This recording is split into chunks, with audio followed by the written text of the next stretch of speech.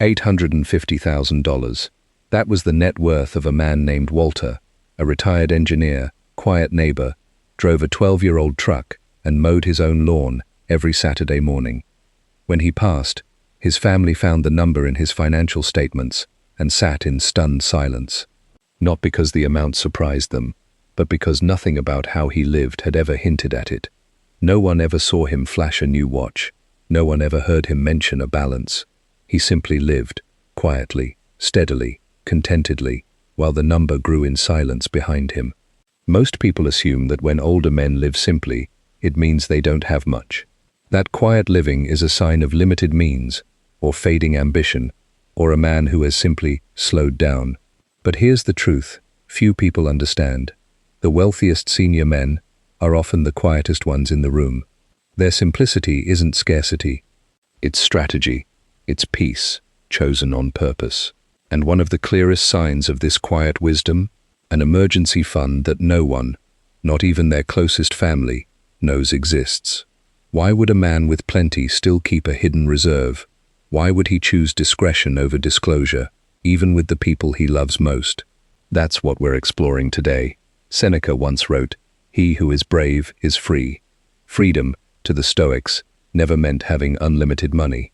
It meant having unshakable readiness, the inner assurance that no matter what life brings, you will not be caught helpless. Marcus Aurelius reminded himself daily that fortune could change in an instant. Empires rise and fall. Health shifts overnight. People we trust disappoint us. The Stoics didn't fear these truths. They prepared for them, calmly, without anxiety. Epictetus added another layer to this wisdom. Wealth consists not in having great possessions, but in having few wants. This is the quiet paradox many senior men eventually discover. The less they need to prove, the more secure they actually feel. For a senior man today, that stoic readiness doesn't look like gold coins buried in the yard. It looks like a private reserve, money set aside quietly, untouched, unspoken of, existing simply so that no emergency, no relative's crisis, no unexpected medical bill can ever shake his peace or his dignity. He isn't hiding money out of distrust. He's protecting his composure, because a man who has prepared for disaster never has to panic when it arrives. Behavioral psychologists call this loss aversion. Our brains fear losing what we have far more intensely than we enjoy gaining something new. For most people, this fear creates anxiety. For a disciplined senior man, it creates preparation instead. The Federal Reserve's survey of consumer finances found that a significant number of retirees still worry about outliving their savings, even those who are financially comfortable. That worry doesn't disappear with wealth, it disappears with readiness.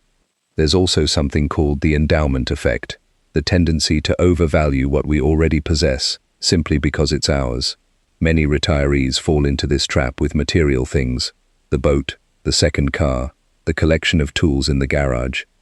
They hold on to possessions not because they're useful, but because letting go feels like losing a piece of themselves. The wise senior man flips this instinct. Instead of clinging to possessions, he clings to security. He understands that a dollar sitting quietly in reserve is worth more to his peace of mind than any object sitting in his garage. This is why a quiet emergency fund matters so much. It isn't about the amount, it's about what psychologists call self-determination, the sense of internal control over your own life. When a man knows he has a safety net that no one can touch, ask for, or talk him out of, his decisions become calmer, clearer, less reactive. He isn't making choices from fear, he's making them from stability. Consider a common scene. A grown son calls, voice tight with stress, asking his father to co-sign a loan or help cover an unexpected expense. The emotional pull is enormous. Guilt whispers, "You're supposed to help, you're the father." But a wise senior man has already had this conversation with himself, long before the phone ever rang. He learned, sometimes painfully, that generosity without boundaries can quietly become self-destruction. He remembers Epictetus's teaching, some things are within our control, and some things are not. He cannot control his son's financial habits, but he can control his own stability. So he says something simple and calm. I love you, and I can't do that. But let's think through your options together. No guilt, no apology for protecting himself. Just quiet, respectful boundaries. This is where the hidden emergency fund becomes more than money. It becomes emotional armor. It allows him to help within reason, without ever risking the foundation he spent decades building.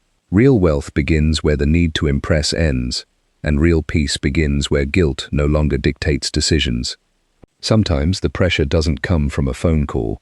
It comes from a dinner table conversation, a brother-in-law mentioning his business troubles just a little too casually, an old friend hinting at a temporary loan that both men know will never be repaid. A younger version of this man might have felt obligated to offer, simply to avoid the discomfort of saying no. But years of experience have taught him something valuable. Avoiding financial arguments in the moment often creates far greater conflict down the road. He's watched friends co-sign loans for relatives, only to spend years untangling the fallout, strained holidays, awkward silences, resentment disguised as politeness.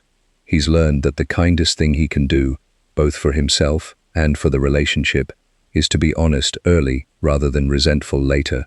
So instead of offering vague promises he doesn't intend to keep, he simply says, I'm not in a position to do that, but I care about you, and I hope things improve. It's not cold, it's clarity. And clarity, he's discovered, protects relationships far better than money ever could. At the country club, or the golf course, or even the grandkids' soccer games, he sees other retirees driving new cars, wearing new outfits, talking about their latest cruise. There was a time, maybe decades ago, this might have stirred something in him. Comparison, competition, the itch to keep up. Not anymore. The discovery, often earned through age and experience, that new purchases create only temporary happiness before life returns to its baseline. He's tested this truth many times over his life. New cars got old, new gadgets gathered dust, but peace of mind, that never wore off. So while others chase the next upgrade, he quietly protects his reserves. Not because he can't afford nice things, but because he has learned that comfort fades, while security lasts. The richest senior men rarely feel the need to prove they are rich. There's a particular kind of freedom that comes when a man sells the boat he no longer uses, or downsizes from the big family home to something smaller, simpler, easier to maintain. Some see this as decline. He sees it as clarity. Marcus Aurelius taught himself to ask, is this necessary, before every action? At this stage of life, that question becomes a daily filter. Do I need 4 bedrooms, or do I need less to clean and more time with my grandchildren? Do I need a garage full of tools I'll never use again, or the quiet satisfaction of simplicity? Letting go isn't loss, it's alignment. When his grandchildren visit, he doesn't hand them everything they ask for. Instead, he teaches them to earn small things, mowing a lawn, saving allowance, waiting patiently for a bigger purchase.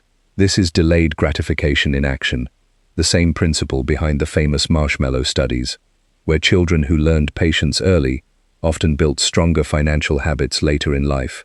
He isn't teaching scarcity, he's teaching self-command, the very discipline that built his own quiet security. Sometimes his grandchildren ask him directly, "Grandpa, are you rich?" And he smiles, thinking of the number no one knows, before answering honestly, "I have everything I need, and that makes me richer than most." It's not evasion, it's wisdom, offered gently, in a language a child can understand, and one he hopes they'll remember decades later, long after he's gone.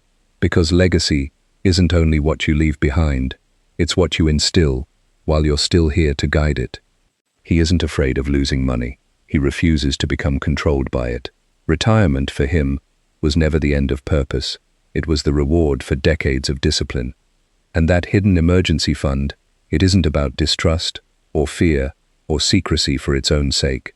It's the quiet assurance that whatever life brings, a health scare, a family emergency, an unexpected expense, he will meet it standing tall, not scrambling for help or explanations. A peaceful life is the greatest return on investment he's ever made, greater than any stock, any property, any inheritance he could leave behind. Growing older was never about becoming weaker, slower, or more cautious out of fear. It has always been about becoming wiser, more patient, harder to manipulate, easier to please, comfortable with enough, and generous without losing yourself in the process. True wealth was never about the size of the number in the bank. It was always about the peace it protects, the freedom it preserves, and the legacy it quietly builds, one calm decision at a time. Perhaps that's the quiet lesson hidden in Walter's story. Not that he had $850,000 sitting untouched, but that he never needed anyone to know. He didn't build that reserve for admiration. He built it for readiness, for the simple, dignified assurance that whatever life brought his way, he would face it standing on solid ground. Marcus Aurelius once reminded himself, "You have power over your mind, not outside events. Realize this, and you will find strength." Perhaps the wisest senior men aren't the ones with the most money. They're simply the ones who finally understand what money is truly for. I'd love to hear from you in the comments. What's the greatest money lesson life has ever taught you? What financial habit changed your retirement for the better? What does true wealth mean to you today? And what boundary have you learned to protect, no matter what? If this message resonated with you, take a moment to like this video, subscribe to the channel, and share it with another senior man who values wisdom over status. Seek wisdom, protect your peace, leave a legacy.